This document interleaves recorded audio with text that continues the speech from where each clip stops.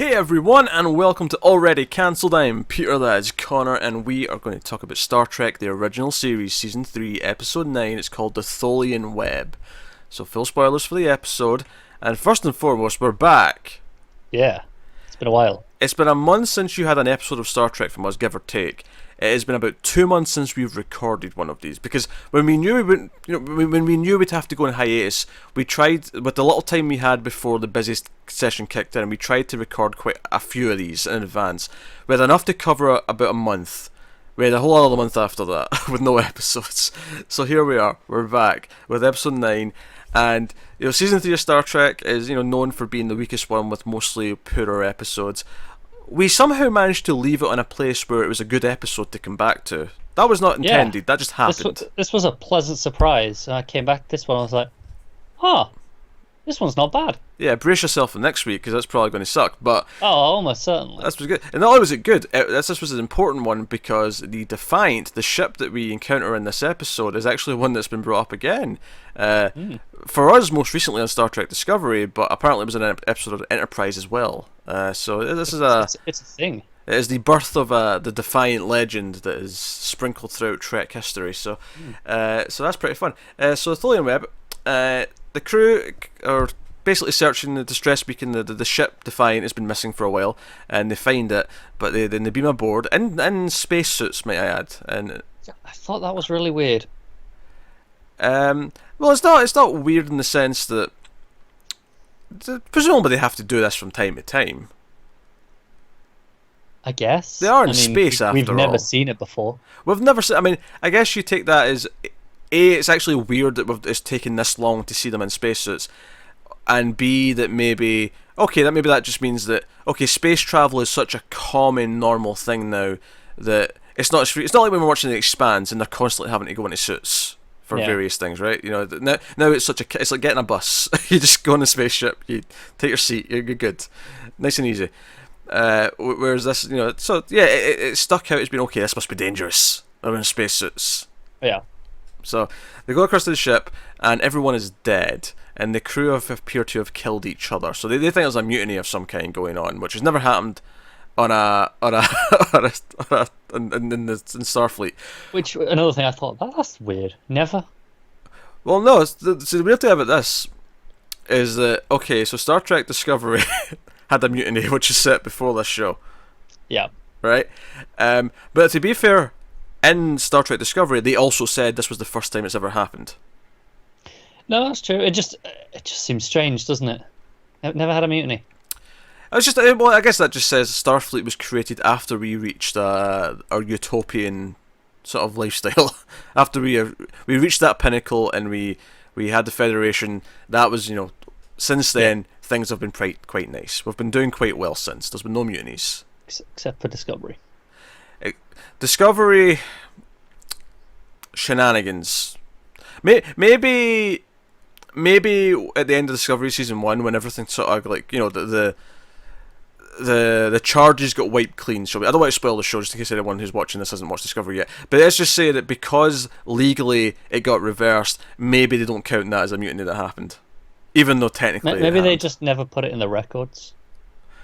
It was there for because the show that happened in the pilot, and then there was a 6 month, 8 month jump after that, and then the rest of the season took place. So there was at least about a year. In fact, no, actually, because then there was a 2 year jump, or a year jump when they came back. Remember? There was, there was like a 9 month. So there's about 2 years of time where this had to be on the record that there was a mutiny. Yeah, that's true. So I mean, because they even refer to the character as the mutineer. That's what she's called for a long time. So unless we end up having some sort of kind of like the movies where it's like, this is now an alternate path, an alternate timeline because things have changed. Which could happen, but they've kind of been pretty strict so far in telling us that it's not the case.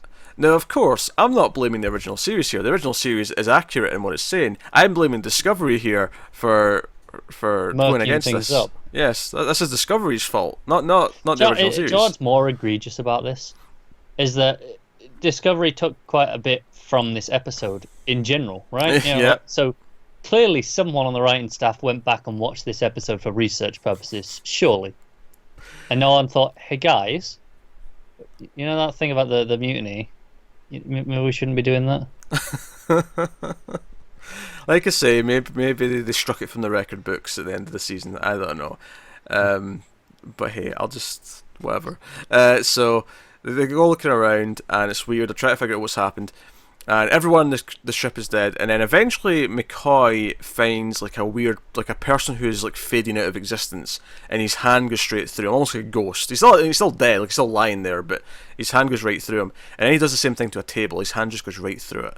I was glad they did something with the table, because at first I was like, oh, okay, are the bodies not really there? They're like projections or something. And then they do something with the table. It's like, okay, no, they're telling me something's wrong with the ship in general. Yeah. And they're like, oh shit, we're fading out of existence over here. We have to get back. But this is starting to mess with whoever's messed with this ship. Is starting to mess with the Enterprise. You know, they're in this part of space where the realities are kind of merging together, and now it's blinking back out of existence.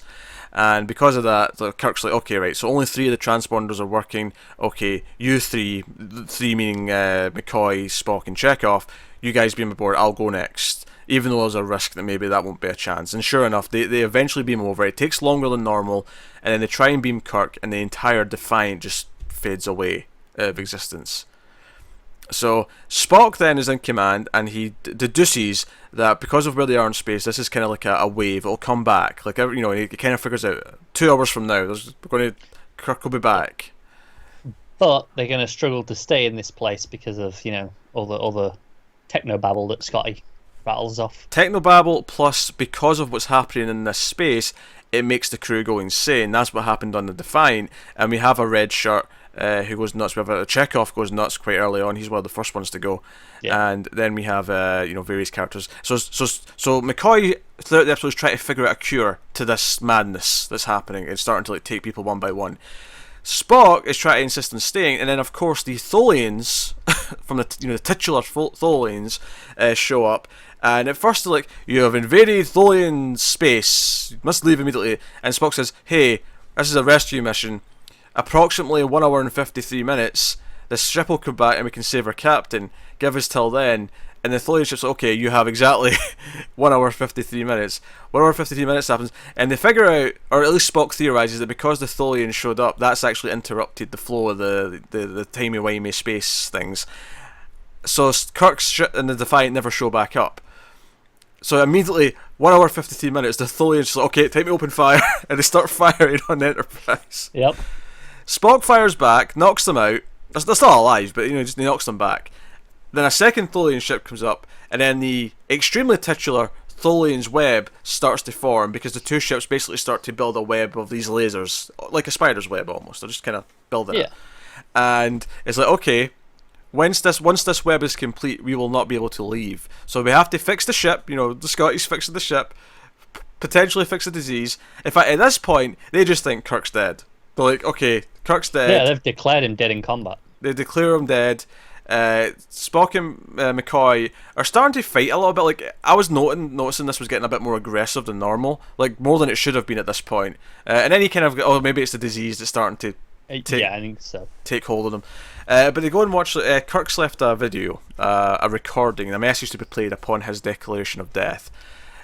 Basically saying, "Hey, Spock, you're in charge. This will be the toughest decisions you've ever made, and you should listen to him. But if you need help, go to McCoy. And if his advice sounds reasonable, take it, because he's a smart man. And then McCoy, like." Yeah, you trusting your captain, trust Spock. He's going to be the captain for a reason, but it's at the same time, like trust your instincts. But it's very, you have to work together. All the rest of it. What I think was notable about this episode is that so much of it is actually Kirkless. Once Kirk fades away, he is gone for a long time. Yeah, and that's most of the episode is dealing with his absence. That's what affects most of the conversations in the episode. Yeah, it's McCoy and Spock dealing with the fact that they're kind of almost co-captaining to a point. Well, at least, not supposed to be, but McCoy's kind of getting in there and being like, he's forced his way. Yeah, I mean, to the point where Spock didn't even want to go and watch this video. He was like, "No, we got no time for that. Got to get on with the job." Yeah. What's interesting, actually, it's called the Tholian's Web, but the Tholian in its web is actually a relatively minor part of the episode, all things considered. Because it's about Kirk disappearing with the Defiant, and then like try to like find him again and beam him back aboard. That's the plot, and it's how do McCoy and Spock handle Kirk not being there and being in charge of the ship. That's the plot of the episode. The Tholian web's just this extra threat. It's an extra thing that you have a ticking time bomb. Yeah, no, I agree. I think if it was me, I'd have named it something to do with the Defiant. Because obviously that's the key instigator, and Spock's being defiant and not wanting to leave. So it's the thematic thing. Call it the Defiant. You could call it just that if you wanted to. Yeah. But I mean that doesn't seem like a original series title. So you gotta make it fit in a little bit more. But I mean, Tholian's Web's a nice name. Don't get me wrong. It's a fine title. It's not necessarily the important part of the episode. Even though I do think the ship's making a web of lasers is actually really cool. I thought that was an interesting idea. I like how every so often we get the established shot outside the ship, and you just see them. The web's getting a little bit further. They're just making it a bit more. Yeah, no, it's a nice idea. So I'm hoping we see more Tholians and more webs at some point. If not in the original series, in one of the other shows, I'm sure they pop back up. But no, fun stuff. But of course, eventually, I think Uhura's going crazy with the rest of the crew because she claims to have seen Kirk in the mirror. Like in the mirror, she's like a ghost version of Kirk. He's still in the spacesuit, but he's kind of like, this is old ghosty. And they think she's going crazy as well until someone else sees him, and then on the bridge, like all of the main members see him. I think it's fair for them to assume that she's losing it a bit, given that there is this thing going around that everyone's going a bit crazy. Yeah, and then they all see him. Yeah, because it's Scotty that sees him down in the bottom, and they don't believe him either at first. They're like, "All right, come up here," because McCoy's starting to. He's like, but Spock's like, "Nah, they'll see what they want to see." And I like that after this scene, like McCoy just goes down to Uhura and just takes off because she's restrained to the bed, and he just goes right down and just takes them off. He's like, "Yep, you're fine. Uhura, you're fine. Don't worry about it. You're good." So of course that because they're surviving the Tholians, they try to the ship's almost repaired. It's not quite at full, but they're going to have to try it anyway. And they try and fix onto where Kirk should be. They try and beam him. They get pushed away. And actually, here's something I noticed here. Right, this is sort of outside the episode itself. Is they correctly use parsecs as a measurement of distance. This was long before the first Star Wars movie, so I'm just going to point out that Trek had their heads on straight. That's all I'm saying. I'm just saying, Star Wars used it correctly too. That has been verified. It has it because they tried to work out an explanation into Solo. Is that tried why? to work out an explanation. They just did. Been the explanation that's been in the EU for about 25 years, but whatever. Yes, but do you think that that's how it was meant originally in the first film? No, it wasn't. It was a mistake. Accept it. Accept it. It's corrected. I'm saying the research that went into Star Trek in the 60s is superior to the research that went into Star Wars in 77. I mean, that's fine. One's space fantasy and one's science fiction. So, whatever. Come on. No. That does not excuse using the word flat out incorrectly, right? That does not excuse that. It wasn't used incorrectly. I just told you. It's got context. It was retconned into being correct. Then it's correct. Problem solved. Retconned. Oh, no, but you could just... You're just assuming he was using it wrong the whole time. For all you know, he was using it right. He was. Probably. Look at the point. He was. Come on now. Of all the bizarre defences of George Lucas I've heard in my time. I'm defending the context of now. Not that I've seen Solo. I've heard that it tries to justify the parsecs nonsense that people have been pointing out as a mistake for years. They also explain how he got named Solo because we all needed that. Anyway, back to Trek. Back to Trek. So they beam Kirk aboard. He's almost out of oxygen. They get him back. They're fine. Everyone's okay. McCoy's worked out a cure, which Scotty does not think is strong enough. It's meant to be alcoholic, and he's like, "This is not strong enough. I'm going to go mix it with my scotch." McCoy's like, "Yo, you drink that, and you be like hit by a bus, you won't feel it." And he's like, he just downs it. He's like, "See, this would make a good mixer with scotch." Why not? Well, I'm gonna go try it. I'll report back. That was funny. Of course, Kirk's on the bridge at the end, and he's asking, Spock and McCoy, "How did you get on without me? How did you cope? What about the final orders?" He's like, final orders, sir. It's like, the recorded final orders. Like, oh well, it was the crisis. We didn't have time to watch your recording, so we'd get to it later. But no, now you're back. So he's like, oh okay, I guess I'll accept He seems that. very he doesn't believe him at all, does he? He's just like, oh, okay, sure. I don't know if it's so much that he doesn't believe them, as so much as I don't know. It plays to me kind of like he wanted to know what they thought of what he said, because he said really nice things about them, right? Right. But and they're like, oh, we don't want to admit that we heard these nice things about each other, and they're like, they want, let's not make it awkward, right? We didn't watch his tape. We didn't watch his last words. Yeah. But that's, I think he knows that they did, because he's like, okay, sure you didn't. But hey, he accepts that. He's like, fine. I won't pry further. We're going to pretend that this didn't happen. We'll do that. That's fine. No, it's a good episode. It's a fun episode because it's Spock in command. It's Spock as captain and how he handles that. McCoy questioning Spock as he always does. Of course, the disease is making him a bit more aggressive. Yeah, because Bones needs help being cranky. Yeah, of course, apparently it does. And there's fun moments in here. Obviously, I love a good, we find a derelict ship, okay, something mysterious happened here, what's going on? And they never really explain it too much beyond there's just, different universes and it's kind of phasing in and out. There's not really much more than that. I assume that's why it gets picked up elsewhere, because people went, hey. There's more to this, yeah. We can talk about this, yeah. There's potential there. But I love searching the derelict ship, and I think obviously the fact that it's also a similar ship, they get to just reuse the same set.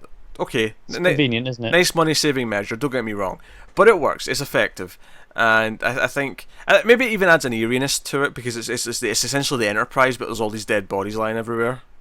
Yeah, I'm with you. It adds to the threat. Oh, this could happen on our ship. I mean, we're visually seeing the exact same thing. Yeah. So I think there's something to be said for that.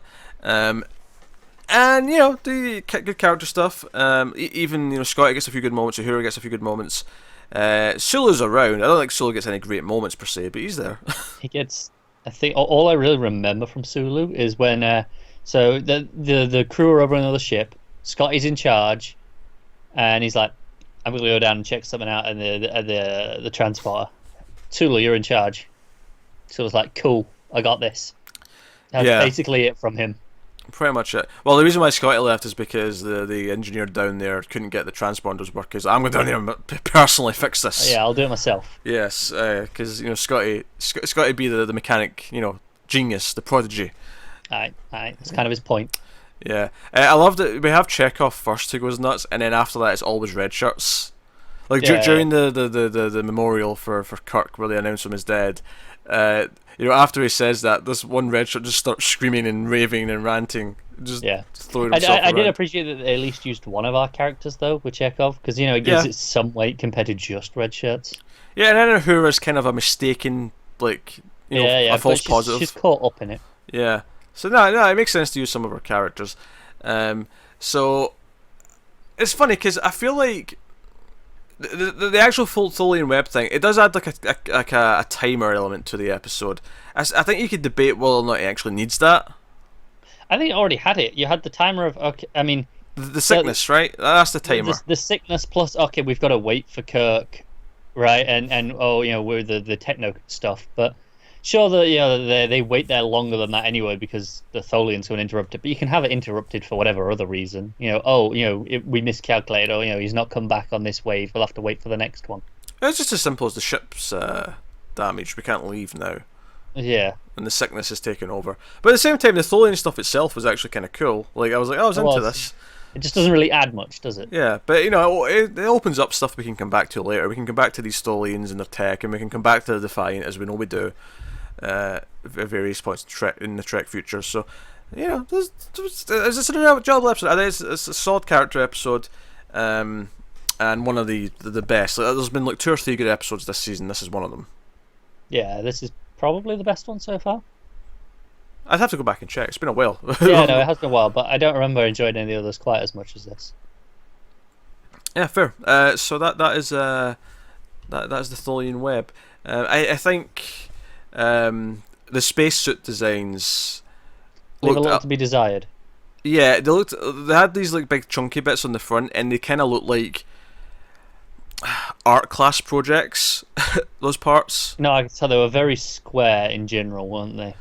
It was more. It was for me. It was more the texture and the material. It looked like something that was thrown together last minute, and not something that was like really molded and developed to look slick, even by 60 standards. I mean, No, I feel like you naturally you'd want to round things, whereas it feels like no cardboard box, it's square, that'll do. We'll just put some foil on it. They didn't shape it. They just went with okay, this will throw together nicely.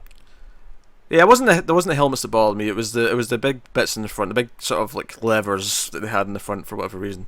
Yeah. Those look particularly cheap to me, but I mean, hey, obviously, we look at this through the lens of this was made in the 60s, but I think that even compared to other effects or other practical props in the show, that felt a little bit lacking to me.